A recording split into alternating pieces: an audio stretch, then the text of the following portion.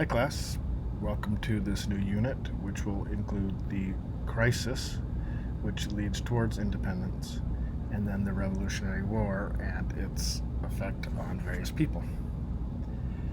An interesting way to kind of look at this is, in hindsight, we just imagine the revolution is going to happen, the crisis is going to happen. But it's not that simple because, as you can see here, in 1763, no one discussed breaking away from England.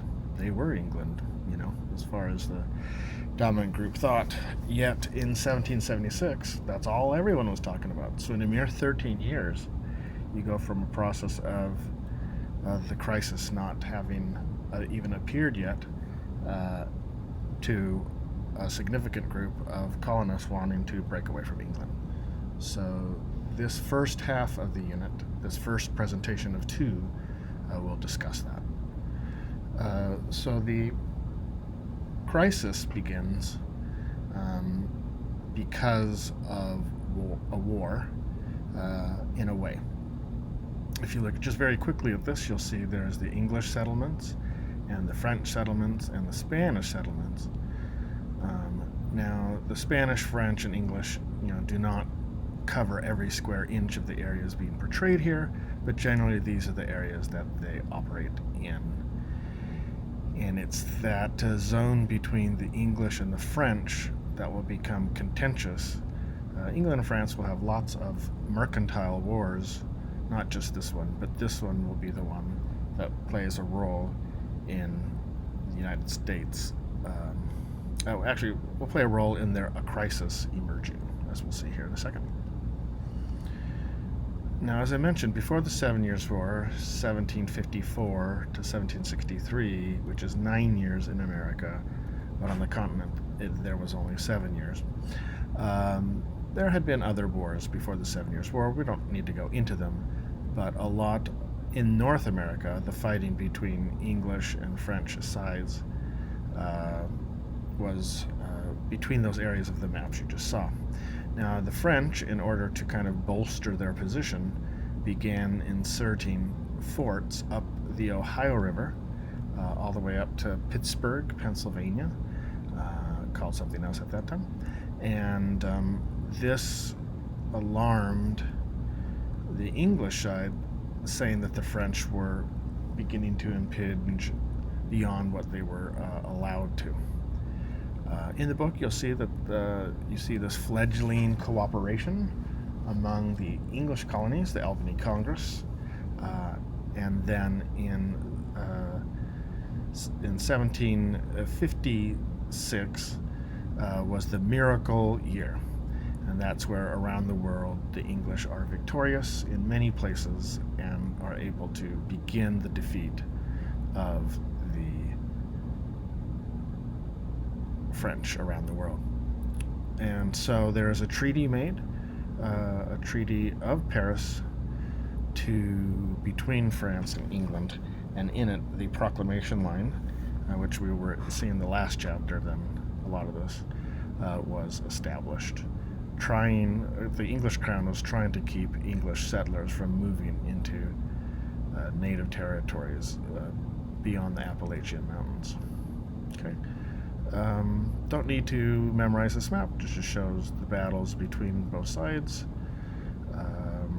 There is an early version of the snake that some of you see or maybe have on your own car, from the Albany Congress, Unite or Die.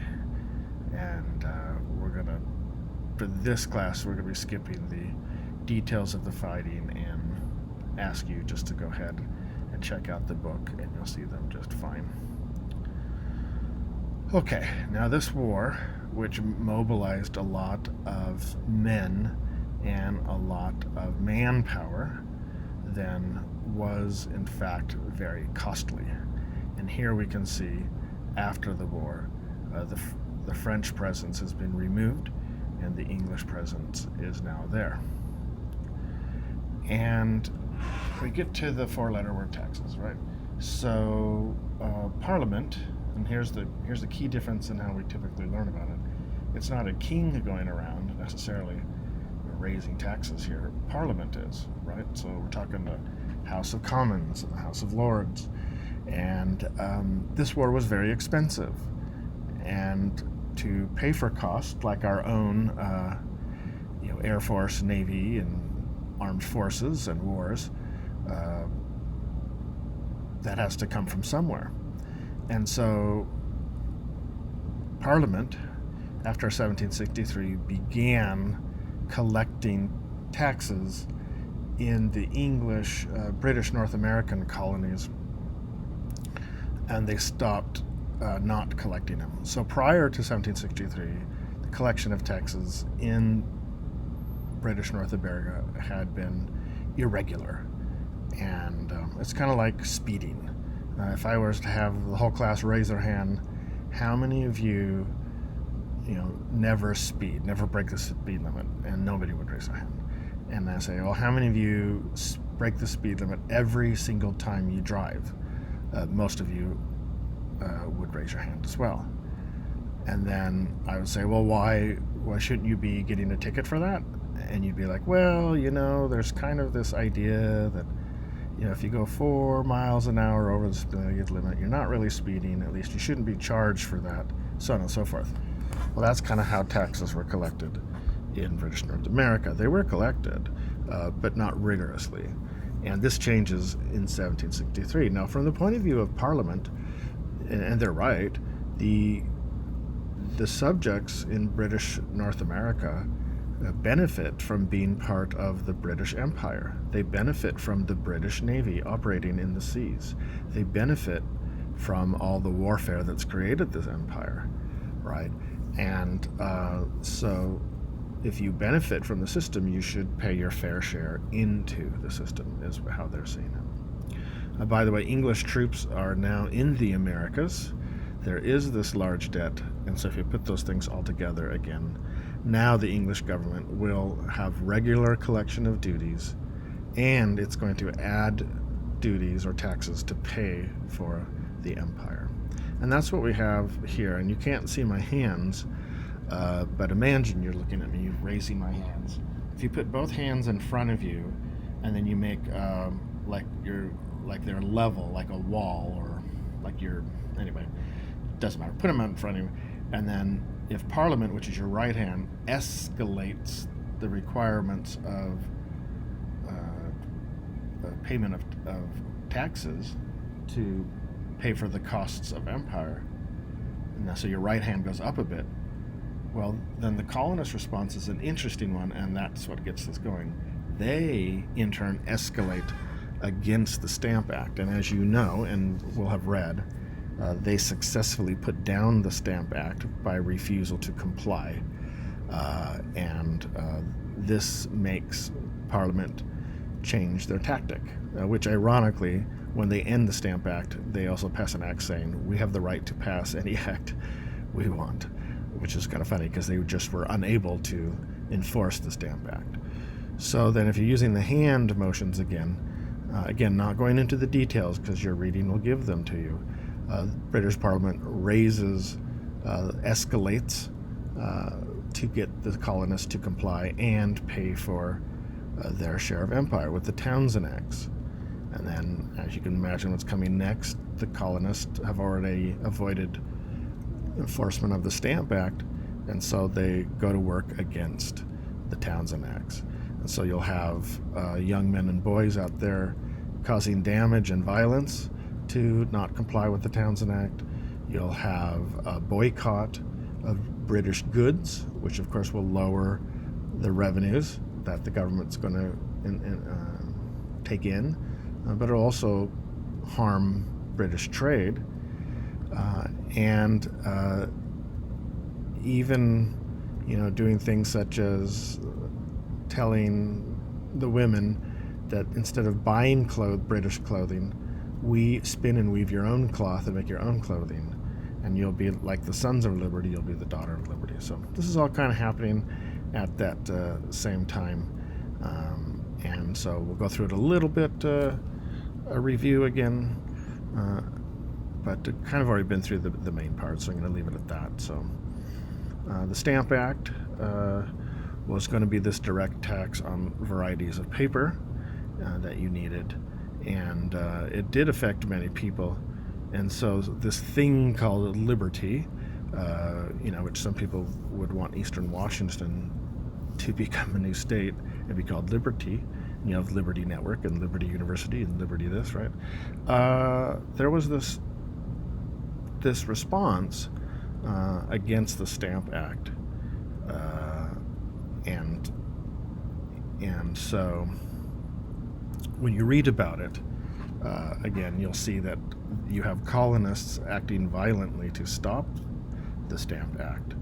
Some don't attack, but some do. Some are just threats. You'll have a liberty tree, as you see on the left-hand side, and it has a noose, right? So it's being threatening. People shaming others in the streets, but even attacking the homes of the government officials. So it was not necessarily peaceful. At times it could get quite violent. And here's Samuel Adams as one of the main mobilizers of the street gangs and operatives that were going on in Boston. Okay, and then when the Stamp Act died, they had mock funerals and stuff like that. This is that's a slide you can go back to and see the timing. I think we could do that for you now. I kind of went past that. So you can see after 1763, then the acts start piling up to the intolerable acts there at the bottom. So the second wave of tax, I said, after the Stamp Act, was called Townshend Acts, because he is the prime minister operating in Parliament, and he implemented taxes on trade and created these customs commissioners to do a better job of collecting it. And as you can see, between 1765 and 1770, you do have the imports decline as a result of the boycott. See that? Not as low as it's going to be during the war. You see it's going to plummet to zero, but that boycott did have an effect. So British troops that are left over from the 7 Years' War are definitely positioned to try and help with the enforcement of the law. At Boston, due to some, of that street shaming, yelling, and harassment of colonists by British soldiers, it did escalate into a firefight. Whether it's a massacre or not, well, that's the name it's received. 5 people killed, including Crispus Attucks. He's an African American who was there at the time. So in 1770, these are repealed, except for the Tea Act. And then for colonists, 2 times now, the pattern was set to not comply with the law. Okay, so the third wave, which escalates the revenues even more, is that what would be called the coercive acts. They're going to coerce them. The American, I guess we can call them Americans now, the colonists will call them the intolerable acts. And so Parliament said, look, do we rule there or not? We need to demonstrate that we do. So they get pretty extreme. And this is after the Boston Tea Party. They close the port of Boston. Okay, no trade for you, is what they say to Boston. That's really going to harm the area. They gave the governor there stronger powers, which they hoped would be able to carry out proper rule without the non-compliance. It limited town meetings. So now these city, meetings at City Hall, which was kind of a backbone of the way this area had ruled itself, it was barred from meeting. And then, like they had been they're lodging more and more soldiers in homes. Now, not just any home, right? They would put them in the homes that they thought needed the most watching. So, and part of this is the Quebec Act. You can kind of check that out in the book more. It enlarged the boundaries of Canada, for lack of a better term. Again, trying to strip potential growth of the 13 colonies. They're punishing them because they haven't been playing ball. So here's an interesting one. Here's the where the soldiers were when the war, 7 Years' War, ended. You can see they're throughout New France. There's some in New York, scattered along the Ohio River in Philadelphia. Okay, now we're in the midst of the Colonial Crisis. Now we see there's more and more Boston, New York, Philadelphia. They're getting bigger. And then the big difference is by the time you get to the Intolerable Acts, ta-da, there you go. Boston, you win. The bulk of the army is in your city and off your shores. So it is in this coercive, intolerable act escalation mode, then, that British colonials begin to prepare for more violent and aggressive defense, as they would see it, of their liberties. From the point of view of British Parliament, you don't get to pick and choose when you comply with the law. If a law is made properly, then you need to comply. Now, I know what you're saying, but what about no taxation without representation? True, the colonies do not have representatives in Parliament, but that was not super unusual. There were many areas of the British Empire, not just colonies, by the way, even in England itself, that didn't have representation. The argument of Parliament was that the members of Parliament represent the entire community. They're not representatives of just their jurisdiction, like we see it more today. So in 1875, in the process of increasing responses to that large circle of red in Boston, we have the arming of various cities and towns. And in April 1775, war breaks out, and at Lexington and Concord in that month. So this is, of course, a year plus before you get to the Declaration of Independence. So by 1775, the relationship between the government, the British government, Parliament, and the Crown has disintegrated to open warfare.